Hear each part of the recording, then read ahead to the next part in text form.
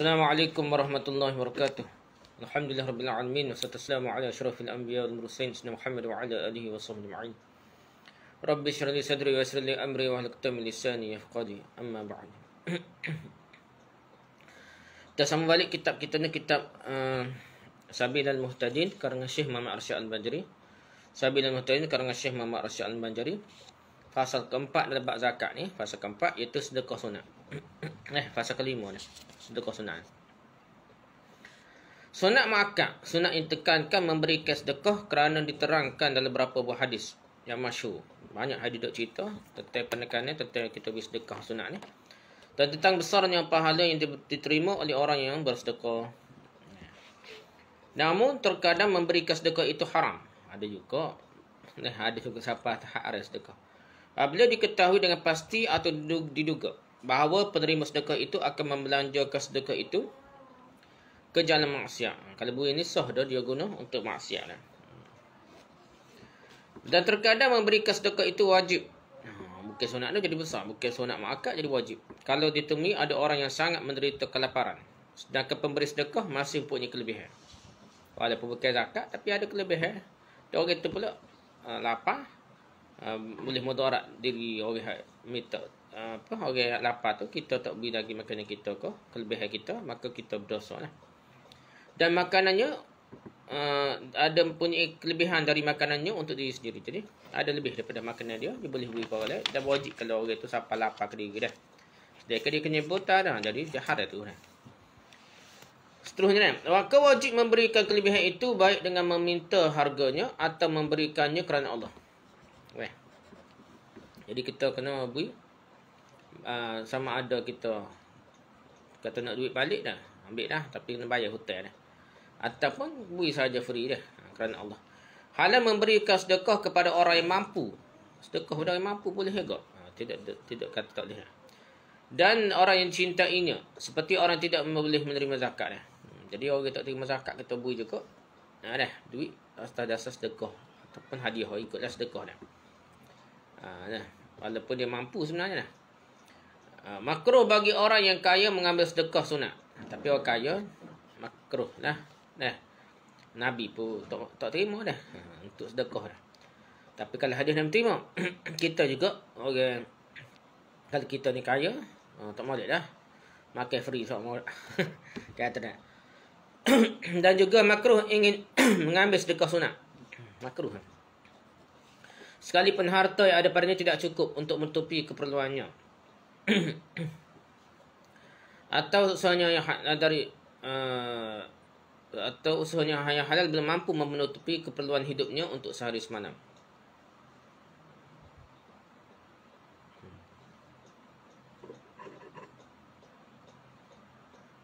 Jadi gini dah, orang kaya makruh son. Lepas tu orang makruh juga kalau orang tu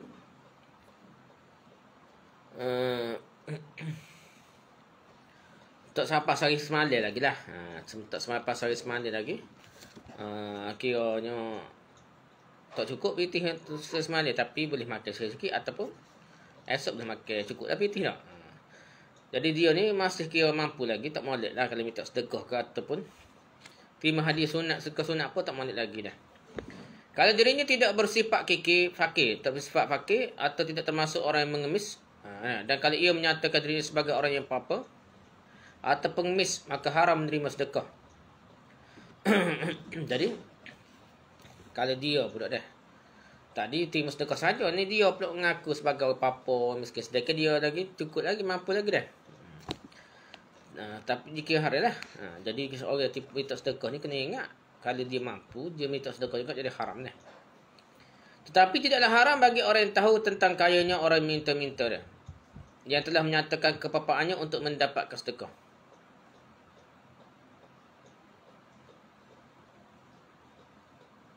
Jadi kalau orang tahu, tak kena tipu, tak haram pula dia kata dah. Kalau orang tahu, lolok ni kaya tapi nak beri juga. Demikianlah terangkan oleh Syihab Ramli lah. Haram bagi orang yang kaya meminta terkecuali sesuatu yang biasanya diberikan di negeri itu, seperti meminta pensel. Minta biasa benda-benda remeh-temeh ni, pensel, sikat gigi, gubruh gigi dan sebagainya tu. Ni tak apalah benda remeh. Demikianlah haram bagi yang mampu bekerja meminta terkecuali tidak dapat bekerja kerana sibuk menuntut ilmu pengetahuan sepanjang waktunya. Jadi ada dah. Mampu kerja tapi dok nak minta lagi dah. Kecuali kita sibuk ngaji dah, belajar barulah kita boleh minta. Jadi tak boleh dah minta sedekah untuk diri kita ke apa pun dah. Tapi kalau untuk pondok ke apa tak apalah. Ataupun untuk kita, kalau kita ngaji sungguh, kita ni untuk belajar. Boleh lah. Kalau kita betul-betul nak fokus kepada mengaji, kita tak ada nak cari pitih, maka kita minta pitih ataupun sumbangan itu untuk mengaji sungguh. Jangan buat benda lain pula dah. Hanya tukar benda kena ngaji lah dah. Pasal kita ngaji ni habis pitih lah.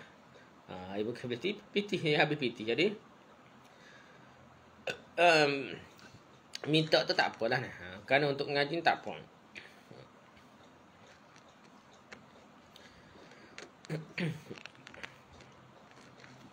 Siapa yang memberikan sedekah kepada orang yang disangkanya fakir? Mula nak sedekah. Tengok orang miskin ni, fakir ni. Atau soleh. Nak beri ke orang soleh. Atau orang yang dihormati kerana adanya tanda yang beri petunjuk kat dirinya. Kita hormatlah orang ini baik dia. Dan ia tidak akan memberikan sedekah terkecuali kepada orang yang punya sifat tadi. Dia niat. Dia juruh bagi dia nak beri lah. Atau dinyatakan oleh orang yang memberikan bahawa ia hanya memberi kepada orang yang punya sifat tadi. Ni nak beri ke orang soleh. Ataupun orang ngaji dah. Ataupun orang fakir dah. Namun orang yang akan menerimanya bukan termasuk orang yang tersangkanya tadi. Maka haram bagi yang akan menerima mengambilnya. Dia nak beri ke orang soleh. Tiba dia ni. Kaki apa kata. Kaki gomo. Kaki macam-macam dah ni tak. Dia terima tu ada. Orang dia terima lah dah. Tak terima dah. Dia ni tak soleh dia terima. Orang kata nak beri kau soleh. Ngaku pula soleh. Jangan ngaku. Hak biasa ngaku soleh. Soalnya ngaku ulama dah. Orang nak tolong ulama sokong ulama. Dia ni bukan alim mana dah. Ngaku ulama. Ni pun masalah juga dah. Jadi kalau kita ngaku soleh ataupun fakir ataupun orang yang dihormati kita tak alim dah. Tibanya kita tidak alim dah. Kita jahil tukir dah. Itu jadi haram tiba dia. Kerana orang royak dah. Dia nak beri kerana orang ni soleh orang alim. Jadi kita tak apa-apa lah nak. Juga haram menerima sedekah dari orang yang sudah nyata perbuatan maksiatnya. Demikian juga haram memberikan sedekah. Jadi terima sedekah daripada orang yang jelas. Dia ni memang kaki maksiat dah. Kerja dia ropok orang dah. Bunuh orang. Ataupun kerja dia jual dadah dah. Kita tahu dia memang jual dadah dah. Tak muskil. Bukan ragu-ragu memang tahu dah. Orang seperti kapur tahu dia jual dadah dah. Tiba-tiba dia nak sedekah, nak belanja, kita makan. Jadi haram lah. Sebab kita tahu belakang dah. Kita ada semua lain dah. Demikian juga haram memberikan sedekah kepada orang yang nyata bermaksiat. Jadi haram juga kita beri kepada orang ni, memang dah kita tahu. Kita tahu tak apa dah. Dia ni memang lah duit tu akan beli rokok. Setengah orang kata haram rokok tu, gitulah. Ataupun kita tempat maksiat dah. Jadi kita nak beri orang jenis gini ni duit dah. Sedangkan orang yang memberi hanya mengetahui dari segi zahirnya saja. Kita tengok zahir je. Janganlah benda tak tahu tu ni. Kerana itu kalau ia mengetahui sifat batin orang yang bermaksiat, ia tidak akan memberikan kepadanya. Inilah hukum sedekah dan berlaku seperti itu juga dalam hadiah. Ihbah. Hadiah pun. Walaupun boleh beri kau kaya. Tapi kalau orang tu buat maksiat ataupun kaki maksiat, kita boleh beri lah. Ataupun hibah. Beri hadiah juga hibah ni nak. Beri saja dah. Wasiat, wakaf dan nazar ni semua ni kena berkait dengan hukum ni lah. Orang pemberi dan orang penerima pun kena kait. Bukan sebagai pemberi saja, orang penerima pun dia kena tengok lah layak tak layak dah. Dalam kitab Syarah Sahih Muslim, Syarah Muslim Imam Nawawi dah diterangkan kalau seorang sengaja menjadikan dirinya hina, dia buat sosok miskin lah. Atau menjadikan dirinya miskin kerana ingin peroleh sedekah. Maklum jadi fakir miskin dia kutip sedekah tepi jalan dah. Ataupun sindiket dia guna budak-budak dah. Nak kutip di rumah sekolah kau. Sindiket penipuan dah. Atau mengganggu orang sehingga ia memperoleh sedekah. Dia sekat dengan jalan orang, siapa kau orang beri pitih tak? Dia tanya orang ni tanya, tak beri kan selagi tu dia tanya dia. Maka para ulama sependapat bahawa dengan cara itu diharamkan. Jadi ulama sepakat ni haram dah kutip kata nak buten patut nak bayar pada hati tipu ataupun tengah jalan berhenti nak ayat nak sia 2 ayat dah. Jadi sekat tengah jalan orang ni itu pun jadi ada unsur haram dah. Ibn Salah berkata sekalipun yang memberikan menginginkannya dah. Orang beri tu memang nak beri juga dah. Tapi kalau orang peminta sedekah tu memang cara dia tu, cara yang kita tahu dia ni tipu dah. Atau nak khianat ke orang dah. Jadi orang ni sebenarnya mampu cari berhak, kita pun tak boleh beri dah. Kalau dia minta sedekah dan dengan kita tengok tubuh dia nasihat boleh kerja buat dah, kita pun tak boleh beri dah. Kecuali dah ada usul lain dah, nak berubat orang sakit ke apa dah. Ibn Qasim mengatakan terkecuali kalau ia sangat lapar. Kalau nampak lapar walaupun orang tu sihat tu berbadan, tiba-tiba dia lapar sangat, kena beri dah. Imam Ghazali menulis dalam kitabnya Ihya Ulumuddin, kalau seorang yang diperbolehkan meminta-minta mengambil pemberian orang, padahal ia tahu bahawa orang yang memberikan sesuatu kerana malu kepada orang yang meminta dah. Jadi orang beri tu kerana malu ke orang yang minta-minta. Dia ni, ustaz nak suruh bayar ke pihak. Tiba orang minta, dia tak beri kan, kata kat orang pula dia pun beri dah. Dia tengok tak layak orang ni dah. Dia ni mungkin sesok dah. Bukan kedekut kan, dia tengok dia ni apa sedikit lagi apa. Atau kepada orang yang hadir dah. Kerana malu kepada orang yang minta atau kepada orang yang hadir dekat tu. Dan kalau seandainya tidak malu, tidaklah akan memberikannya.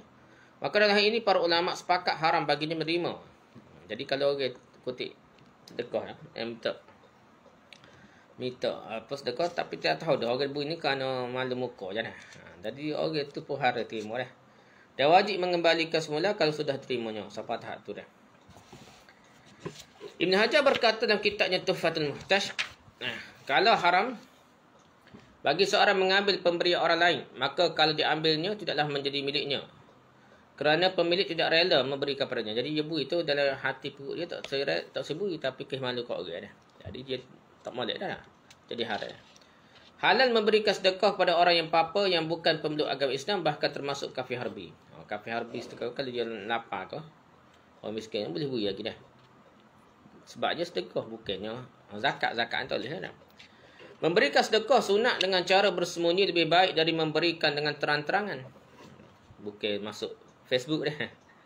Sehingga orang yang menyembunyikan sedekah digambarkan apa yang diberikan oleh tangan kanannya tidaklah diketahui oleh tangan kirinya. Dalam hadis tersebut, kalau kita beri tangan kanan, kiri kita tahu. Ada hadis lain cerita pula tangan kiri beri, tangan kanan tak tahu dah.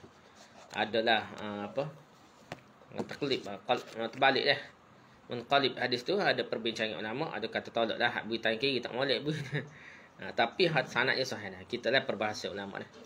Rasulullah mengatakan orang yang seperti itu termasuk salah seorang dari 7 orang yang bernaung di bawah arasy pada hari kiamat. Yang mana pada hari itu tidak ada tempat bernaung selain dari tempat itu. Jadi kalau kita bersedekah ni, siapa orang tak tahu dah. Dia susuk-susuk. Orang ni antara 7 golongan yang diberikan di bawah naungan arasy Allah SWT di hari kiamat esok dah. Jadi oleh sebab itu kita ni, janganlah kata mudah-mudah lah nak kata nak suruh orang ni beli. Betul dia salah satu perkara yang boleh beri manfaatnya dah kita tunjuk ni supaya orang ni bersungguh-sungguh pakat naik semangat nak sedekah pada kita dah. Tapi kalau kita buat ni salah sikitnya jadi rosak dan keadaan asalnya molek kita beri dengan secara tersembunyi dah. Itulah kalau tapi masalahnya kalau parti kau orang tu politik ni kita kali tu agi tu orang tak nampak dia tak agi je dah. Dia kena tunjuk juga dah. Tapi naknya punya kalau boleh kalau kita tidak ada kepentingan ke apa dan itulah sebaiknya kita kena beri secara senyap-senyap biar orang lain tak tahu dah. Tetapi kalau yang memberikan sedekah itu ingin memberikan contoh dan menyatakannya kepada orang lain dengan diikuti orang bukan kerana riak dah. Tapi dia beri sedekah tu memang nak suruh beri semangat menulis sedekah dah. Ataupun dia kempen nak beri tolong orang susah ni masa PKP ke apa dah. Kempen apa bendera putih ke apa. Tunjuk contoh ke apa, boleh lah sekadar tu untuk beri semangat orang, memberi bantuan kepada orang susah ni. Tapi itulah biar betul molek ni dah. Dan sum'ah, bukan kerana riak dan bukan kerana sum'ah, maka kenyataan sedekah yang seperti ini lebih afdal baginya. Jadi sekali boleh mempengaruhi orang, pakat sedekah bukan nak akad diri dia dah, bukan nak suruh puji diri dia. Untuk menaikkan kempen bersedekah tu boleh dah. Dan menyembunyikannya lebih afdal baginya dari menyembunyikannya dengan syarat tidak membangkitkan perasaan yang kurang enak. Janganlah siapa kau ada masalah hati dia lah, riak ke semuanya. Dan penerimanya jangan juga masalah pada hati penerimanya tak sedap. Orang terima pula malu muka ya. Kita ni masuk Facebook dah. Tak boleh lah. Inilah hukum sedekah sunat. Habis kita bahas sedekah sunat.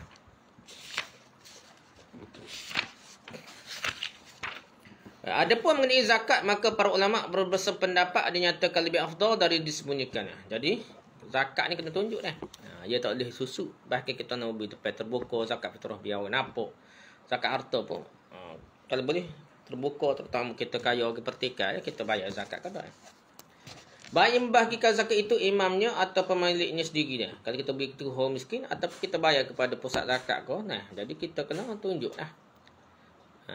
Terkecuali harta yang batin seperti emas dan perak, maka tak afdal bagi pemilik menyembunyikannya. Tapi harta yang batin kata pitih duit dah. Kena susuk juga molek dah.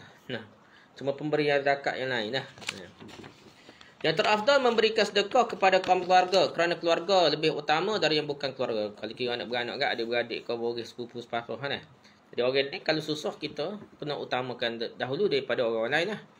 Terafdal didahulukan dari terdekat. Kemudian yang dekat. Kemudian suami isteri barulah keluarga yang jauh. Yang kena ikut step lah kalau kita nak sedekah kalau ada duit sikit. Bagi hal lebih dekat lah. Kemudian keluarga kerana sesuan. Kemudian keluarga semenda seperti menantu, mertua, ibu tiri, anak tiri. Barulah bekas budak yang sudah dimerdekakan oleh ayah atau ibu atau oleh keluarga dari pihak ayah atau ibu dah. Baru pergi jauh-jauh lah dah. Pentingnya cari hak dekat dulu, beri sedekah ataupun bantuan ke apa, beri hak utama ke hak dekat-dekat dulu. Memberikan sedekah kepada orang yang bukan keluarga yang sekampun lebih afdal dari keluarga kalau keluarga itu berada di negeri yang lain. Yang sampai jaraknya tidak boleh memindahkan zakat. Lebih dua marhalah lah, jauh dah. Jadi kalau lebih dua marhalah kita kata negeri lain ke apa dah. Tak boleh lah. Kira-kira senang dah. Sedekah dah. Dan kalau keluarga itu berada dalam satu negeri atau di tempat lain yang jaraknya boleh memindahkan zakat, maka memberikan sedekah pada keluarga lebih afdal dari memberikan pada bukan keluarga yang sekampung. Sekalipun kampung keluarga itu lebih jauh. Jadi kira ni lah.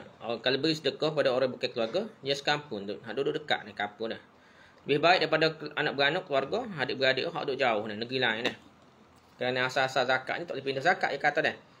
Lepas tu selagi dia katanya, kalau keluarga tu berada dalam satu negeri, atau tempat lain yang jaraknya boleh memindahkan zakat ni. Tidak jauh, tak sampai ada marhalah kita kata ni. Maka memberikan sedekah kepada keluarga lebih afdal dari memberikan pada yang bukan keluarga yang sekampung sekalipun. Kampung keluarga itu lebih jauh sekalipun. Jadi walaupun adik-beradik tu ataupun sepupu sepapuh ni jauh lah. Untuk darah gapo tu jauh. Jadi kita kira jauh sikit lah, bukan jauh dah. Kita tak sampai ada marhalah ni. Jadi kita berhak lagi, molek lagi kita beri kepada mereka keluarga lagi dah berbanding orang sekampung pun.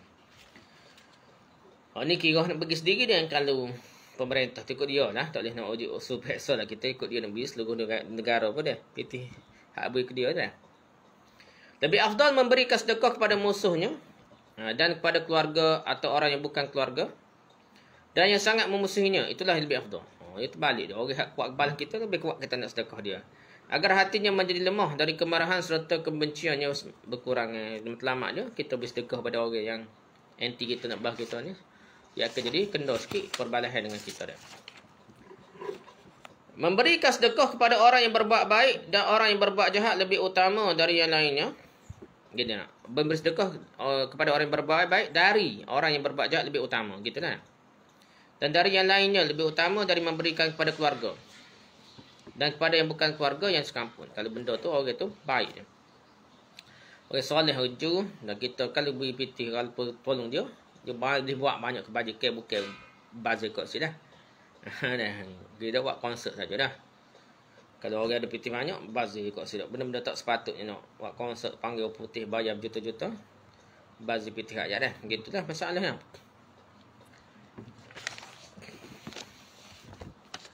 Lebih afdal memberikan sedekah pada saat terjadi sesuatu yang istimewa. Seperti hari Jumaat.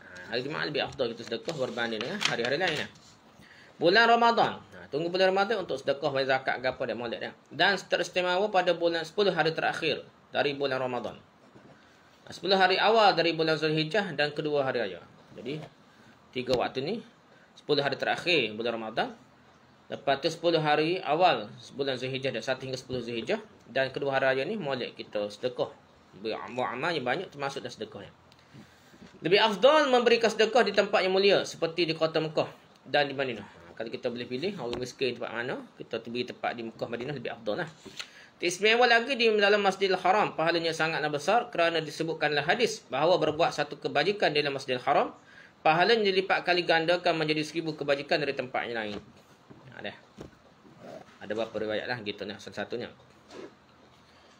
Lebih afdal memperbanyakkan memberikan sedekah di kala terjadi peristiwa yang biasa seperti peperangan, gerhana dan ditimpanya sakit gerah. Masuk isu dah PKP ke apa ni. Dan di kala mengerjakan haji. Dalam berpergian dan di saat minta hujan. Jadi benda-benda tempat ni afdal kita sedekah. Lebih afdal lah berbanding waktu biasa dah. Jadi masukkan di sini bukan bererti mendorong orang agar menunda kesedekahnya sampai tercapai keadaan yang lebih afdal. Bukanlah maksudnya kita tunda lah dulu. Pitih banyak lah ni. Tak sedekah lagi tunggu bulan Ramadan. Jangan gitu dah. Keadaan yang lebih afdal bersedekah. Namun yang dimasukkan apabila terdapat keadaan seperti yang terangkan di atas, sunat muakkad baginya memperbanyakkan sedekah dan pahalanya pada saat itu besar dan sangat diperlukan oleh orang yang menerimanya untuk mencukupkan keperluannya pada saat-saat itu. Jadi orang yang lebih perlu lebih besar pahalanya kalau kita beri ke dia dah. Orang lebih susah nah. Kita cari kalau kita nak pahala besar, kita cari orang lebih susah, orang lebih memerlukan. Kita beri itu lebih besar daripada orang kurang memerlukan. Perlu juga tapi perlu sikit-sikit. Jadi, cukupkan keperluan orang yang susah tu pada saat-saat tersebut yang payah tu.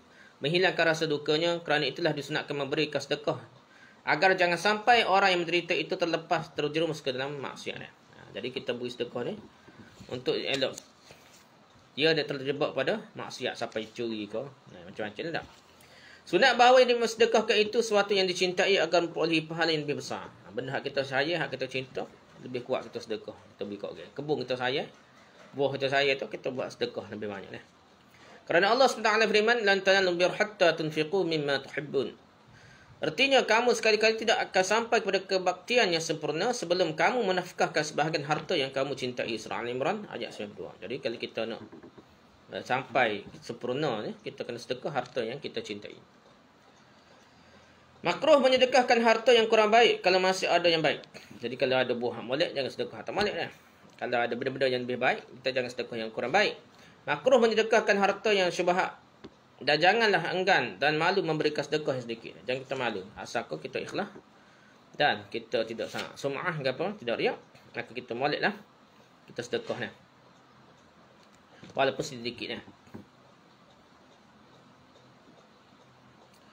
Sunat menyedekahkan pakaian bekas kalau berganti dengan pakaian baru lah.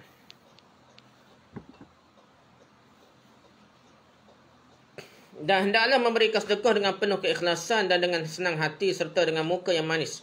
Kerana yang seperti itu akan meningkatkan pahala dan menyenangkan hati penerima. Jadi sedekah ni bukan nak ngukit dah. Ngukit habis pahala dah. Ataupun berkurangnya pahala lah. Jadi kita sedekah tu betul-betul ikhlas kerana Allah SWT. Kita nak kena meningkatkan pahala dan menyenangkan hati penerima. Gitulah, kena muka manis. Bui tu muka masa orang rasa nak bui kau sedekah kau tak usah benar ni nak. Hendaklah pemberi mengucapkan basmalah ketika meletakkan sedekah itu ke tangan fakir. Baca bismillah nak letak tangan fakir orang miskin. Dan jangan meminta doa kepada fakir yang menerima. Tapi tidaklah mengapa kalau fakir itu sendiri yang dengan rela mendoakan. Ni soalan kena ingat. Kalau kita beri kau orang soleh, orang baik ke apa tak. Nak sedekah ke pondok ke gapo tok gapo, jangan tak minta suruh ngatik lah. Nah, kita beri zakat ke sedekah ke gapo, jangan tak minta sesuatu dah. Minta ditolong doa lah saya dah. Kalau kita pergi kat, kita tak minta kat, kita sekadar beri dah. Lepas tu, Tok Guru harap dia doa sendiri. Gitulah, jangan tak minta dah. Ni tak ada kerja lain. Tok Guru Pak kita ni, Pak orang Melayu ni. Tok Guru, Tok Ustaz ni, bukan dok buat kitab. Dia tak tulis kitab banyak dah. Banyak sibuk dengan melayan kerana hal kapur dah. Dok semuanya ajak lah dah. Nak apa? Benda-benda gitulah ngatik lah padahal. Habis dia orang sekar kot. Tapi nak kira dia, tak kembali lah. Jadi dia tak melaksanakan kalau ilmu ni. Orang dia kena banyak peranan dia dah. Dia buat kajian. Ni tak. Dok sibuk ke semuanya ajak. Dok sibuk ke ngatik lah dah.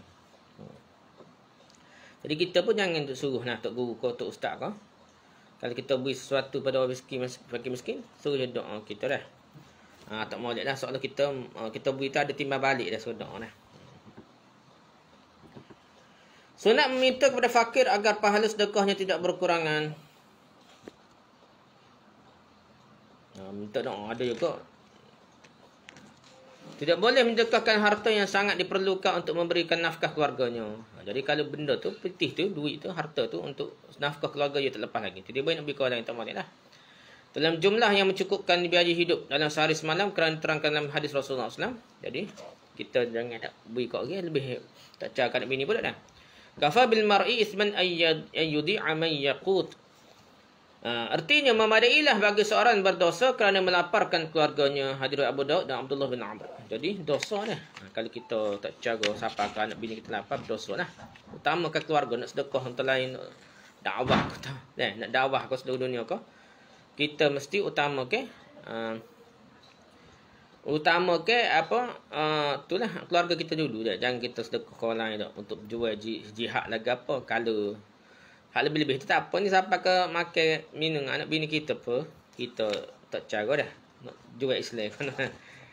Dan juga tidak boleh menyedekahkan harta yang dipergunakan untuk membayari dirinya sendiri dalam jangka waktu sehari semalam. Jadi duit tu ada cukup untuk makan minum dia sehari semalam. Dia boleh sedekah juga tak boleh Selama dia tidak mampu bersabar kerana kelaparan. Tapi syarat dia kalau dia tak mampu tak mampu dia jadi tak boleh. Dia bagi sedekah harta dia yang sampai lapar dah. Kerana itu para fuqaha berkata haram bagi orang yang kehausan memberikan air pada orang yang haus. Dosa, bukan boleh. Dia haus, beri ke orang lain haus dah. Jadi dosa dah. Tapi kalau dia dapat menahan hausnya, bolehlah memberikan kepada orang lain. Tapi kalau boleh tahan lagi, boleh lagi daga dia, boleh beri ke orang lain dulu dah. Kerana itu para fuqaha berkata boleh bagi orang yang sangat lapar memberikan makanan pada orang muslim yang menderita kelaparan. Dia lapar dah, tapi ada orang muslim yang menderita kelaparan, dia isar utama ke orang lain, dia bagi dah. Ada termolek dah. Allah saja. Inilah hukum sedekah. Sedangkan untuk menjamu tetamu tidak disyaratkan adanya kelebihan. Dan nafkah keluarganya seperti yang dilakukan oleh sebagian sahabat dan golongan Ansar. Tapi kalau nak jamu tetamu tak nanti kau tak kira duit lebih. Duit yang mana ada nak jamu tetamu pasal mari semetai dah. Boleh dah. Demikianlah juga nafkah untuk nafkah keluarga tidak disyaratkan dari kelebihan pembayar hutang yang sampai waktunya. Baik hutang kepada Allah maupun hutang kepada manusia kalau diperkirakan tidak akan diperolehi untuk membayarnya dari sumber yang lain. Jadi dia ni nafkah untuk keluarga dia tidak disyaratkan dari lebih bayar hutang. Maksudnya bayar hutang perhabis dulu baru nafkah keluarga. Baru nafkah baru makan minum ni, benda basic ni, bayarlah nafkah keluarga dulu sebelum bayar hutang, tak apa dah. Yang sudah sampai waktunya baik hutang kepada Allah maupun hutang kepada manusia dah. Jadi walaupun hutang Allah atau hutang manusia tidaklah utama daripada kita bagi makan anak bini ya. Kalau diperkirakan tidak akan diperolehi untuk membayar dari sumber lain lah. Kalau boleh bayar dari sumber lain, hutang ke apa bayar dari sumber lain. Ingat kita ni tak makan minum pun utama ke keluarga kita siapa hutang dah. Nak mana dah? Mati ke diri dah masalah anak bini kita tak makan dah. Dan kalau diperkirakan akan diperolehi pembayaran itu dari sumber-sumber lain, maka tidaklah mengapa memberikan sedekah sekalipun sudah tunai hutang yang belum sampai pada masa pembayarannya. Jadi kata boleh pembayaran itu boleh nak bayar hutang ke apa ada sumber lain lah.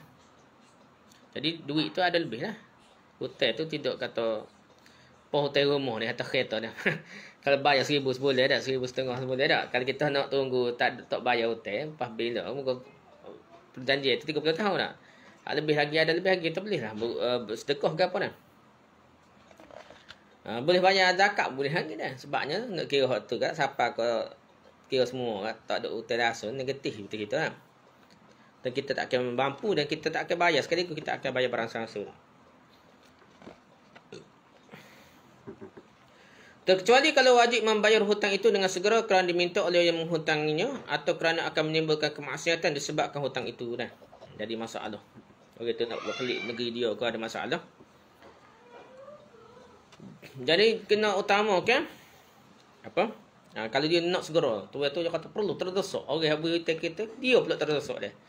Jadi kita ada pitih ni nak makan minum anak pun tak cukup kalau kira kalau untuk 2-3 hari lepas ni nak kita pun jugaklah. Pitih yang mana ada tak? Dah. Bayar hotel dia, tapi kita pun tak cukup lah anak bani kita. Kalau dia terdesak lah, tuan beri hutang kita. Dan tidak diketahui bahawa orang yang menghutangi rela kerana pembayarannya terlambat. Dan kita tahu tu orang jual beri hutang ni tak rela dah. Pasal kita janji dah. Maka haramlah memberi sedekah sebelum membayar hutang. Nak bayar sedekah ke apa, memberi sedekah ni tak boleh lah. sebelum bayar hutang kerana bayar hutang itu lebih wajib dan lebih kena segera dah. Kerana itulah tidak boleh menunda membayarnya kerana ingin bersedekah. Ini dapat disamakan dengan haram melakukan solat sunat bagi orang yang masih mempunyai solat qada yang wajib dikerjakan dengan segera. Mengikut mazhab kita ni setengah tu kata haram. Kita sembahyang sunat atau timbul sembahyang tarawih ya, baru sibuk nak sembahyang qada. Hanya ambil pendapat gini dah kita kira. Dah. Kalau kita ambil pendapat ni gitulah jadi dah. Tapi kalau kita ambil pendapat lain katanya sembahyang sunat ni terutama kita bahannya di segi pensyariatan segi sembahyang qada yang sengaja yang lama dah banyak dah. Jadi kita tengok situ menyusahkan dah. Jadi tak relevan pula sini dah. Ibn Hajar Al-Haytami berkata dalam kitabnya Tuhfatul Muhtaj, kendati pun haram memberikan sedekah dalam keadaan yang seperti disebutkan di atas. Nah, namun orang yang menerima kalau diberikan boleh menerima dah. Ibn Hajar kata boleh terima dah. Tak wajib usul lah orang ibu itu. Siapa akan nak bini tak makan ke apa tak suruh usul lah. Tetapi sebagian ulama mengatakan kalau haram bersedekah dengan sesuatu maka kalau diambil oleh yang menerima tidaklah menjadi miliknya. Tapi ada ulama kata macam Syihab Budiram di kota ada kita sebut ni tak. Jadi tak berhak juga terima dah. Sebab bukan hak dia dah. Ia siapa hak tu dah. Sunat menyedekahkan kelebihan dari perbelanjaan untuk dirinya sendiri. Hak benda lebih daripada harta dia, lebih dia kena sedekah lah. Dan dari anggota keluarganya lebih dah. Yang cukup sehari semalam lebih daripada cukup dah. Kalau tidak menyebabkan timbul rasa tidak sabar kerana kurang belanja dah. Jadi jangan siapa kau bini anak bini sedih pula dah. Habis kau orang banyak dah siapa ke kita. Kurang benar ada tengah boleh makan tapi tahu debek-debek nah. Dan kalau akan menghilangkan rasa sabar kerana menderita maka makruhlah menyedekahkan kelebihan dari hajat mereka dah. Jadi makruh dah. Boleh makan tapi dia mau tengah dah. Sedangkan menyedekahkan sebahagian dari kelebihan perbelanjaannya untuk dirinya sendiri maka hukumnya sunat. Dan para fuqaha tidak berbeza pendapat dalam masalah ini. Jadi kalau untuk diri sendiri dah, bukan anak bini dia, diri sendiri dah. Lebih daripada diri sendiri tak apalah waktu sunat. Masalah ni tanggungnya dia ya. Ini masalah dah. Boleh menerima sedekah dari orang yang ada mempunyai dua macam harta, iaitu harta yang halal dan harta yang haram, namun menerimanya makruh. Itu tidak terharam dah. Dia ada kerja buat. Kerja dia tidak 100% rezeki dia daripada sumber yang haram. Ada rezeki dia daripada sumber yang halal. Campur kan. Jadi kita makan itu tidak haram, jadi makruh dah. Makruh akan berkurangan kerana banyaknya syubhat dan sedikit yang haram. Kecuali kalau diyakinkan bahawa dia ambil itu dari yang haram seperti harta rampasan maka haramlah mengambilnya dah. Curi harta rampasan ke apa? Haram lah kalau kita tahu benda tak haram, tak haram. Tak haram dah. Baru dia beli jual arak dah. Jual arak timur jual arak gapo ke dah. Judi ne nombor 4 ekor dah sebab ni banyak 22 kali ya. Jadi dia pun terhati-hati nombor ekor kena dah. Jadi dia pun pergi belanja kita dah. Kita tahu duit ni dia kata ni menai nombor ekor dah. Ni royak direct pula dah. Jadi kita kena tak boleh ambil lah, tak boleh makan haram lah. Tapi kalau capur dia buat kerja molek nah, gaji dia pun jalan tak boleh cuma dia. Sekali tu menai nombor ekor dah. Dia tak royak kita pun ambil duit nombor ekor dah. Jadi benda tu jadi makruh dah. Walaupun dia kaki nombor ekor dah. Tapi boleh mengambilnya dengan qasad mengembalikan pemiliknya sekalipun qasad itu tidak dinyatakan dengan lafaz. Tapi kalau kita ambil harta tu orang curi duit dah. Lepas kita tahu tu asal dia, kita ambil duit dia. Walaupun dia sedekah kita saya dia dah baik dah kira. Kita ambil duit tu beri ke orang tu asal jadi moleklah dah. Terkecuali yang memberikan itu mufti, qadi atau yang menjadi saksi maka wajib mengatakannya dengan dilafazkan. Umpamanya katanya, "Ku ambil harta ini kerana akan ku kembalikan pada yang memilikinya." Yang sebenar agar jangan menimbulkan jahat sangka dari orang banyak kerana kebenaran dan kehidupan agama dan dari orang yang menerimanya. Di kitab buih kita royak kalau qadi ke mufti ke ataupun yang menjadi saksi kita nak betul lah nah. Dia ambil ni harta ni dia nak bayar, nak beri kau gadak. Bukan nak sipet dia lah. Kerana kalau terimanya tanpa melafazkan qasadnya maka orang akan menolak fatwa dan keputusan dan persaksiannya. Jadi kalau tak royak molek jadi dia macam mana kau lah nak tolak fatwa putusan lah. Dalam kehuraian terdahulu telah terangkan makruh mengambil kembali sedekah, zakat dan kafarah denda dah dari orang yang menerima baik dengan dibeli atau dengan cara lainnya kerana disebutkanlah hadis bahawa yang mengambil dikembali sedekahkan itu seperti anjing makan kembali muntahnya. Jadi kalau orang yang ambil sedekah ke saya ni beri hadiah kepada saya dia tiba-tiba dia tak tahu tak perhati dia menjaga nak ambil semula tu dia kata tak boleh dah. Macam dia makan mutah ismail je lah. Macam dia makan mutah dia semula dah. Tetapi kalau dibelinya dari orang yang lain atau dimiliki dengan cara diwarisinya, maka tidaklah makruh mengambilnya. Dia hadiah ke ayah dia tak pakai mana, sekali beli ke dia semula dah. Tak apa dah. Gitulah ciranya. Tapi ataupun orang lain beli atas beli ni. Jadi buat kereta kau ni. Waktu jual kau lain pula, kita beli dengan pada orang lain pula dah. Beli semula kereta kita jual dulu. Maka ataupun kita beli hadiah dia. Maka benda tu tak apalah dah. Kalau seorang berkirim sedekah kepada fakir, maka harta yang dikirim itu belum dianggap keluar dari pemilikan orang yang mengirim sampai kiriman itu terima oleh fakir yang dikirimi. Maksud bagai itu biasa apa sungguhnya. Dan dia kata, tapi tiap terbagai tak terima lagi, so tekan dah. Terima tak boleh dah. Biar tutup terima dah. Dan kalau tidak bertemu dengan fakir yang dimasukkan atau tidak terimanya, maka sunat baginya menyedekahkan lagi pada orang yang lain dan janganlah dikembalikan kepada yang mengirim. Jadi tak boleh percaya orang joking itu dah. Cakap tengah jalan dah. Diterangkan dalam kitab Mughni Muhtaj sekarang Syekh Khatib Syarbini bahawa bagi orang yang gemar berbuat kebajikan janganlah mengosongkan hari-harinya dari bersedekah sekalipun hanya sedikit. Jadi kalau dia gemar buat kebaikan, dia kena sedekah tiap hari lah. Berdasarkan hadis, ma min yaumin tusbihul ibadu fihi illa wa malakani yaqulu ahaduhuma Allahumma i'ti munfiqan khalaqan wa yaqulu al-ahad qul Allahumma i'ti mumsikan talafan. Artinya tiada ada jua daripada hari yang berpagi-pagi segala hamba dalamnya kecuali dua orang malaikat yang satunya berkata, hai Tuhanku, anugerahilah orang yang menyedekahkan ke hartanya akan gantinya. Jadi, malaikat doa dah. Siapa yang sedekah harta dia, malaikat doa supaya Allah ganti ke harta itu. Dan berkata lagi seorang lagi, hai Tuhanku, lenyapkanlah hartanya orang yang enggan bersedekah. Jadi, orang yang enggan sedekah ni, malaikat doa dia supaya untuk berkat harta dia, jadi kurang hartanya, lenyap. Hadis Al-Bukhari dan Muslim dari Abu Hurairah. Haram bagi orang bersedekah menyakiti orang menerima sedekah. Jadi dia bersedekah jangan dia ngukit pula dah. Demo ni sesok malah buat kicau. Ambil betul sekatu. Ataupun demo tak semayang ben. Kamu ni tak semayang. Macam-macam dah. Jadi dia sakit hati orang yang terima sedekah. Maka benda ni batal pahala batalkan pahala sedekah dah.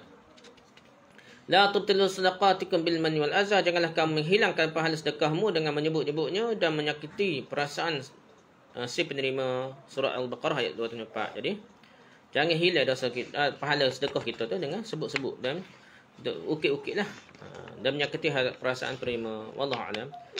Subhanakallahumma hamdika subhanakallahumma bihamdika asyhadu an la ilaha illa anta astaghfiruka wa atubu ilaik. Assalamualaikum warahmatullahi wabarakatuh.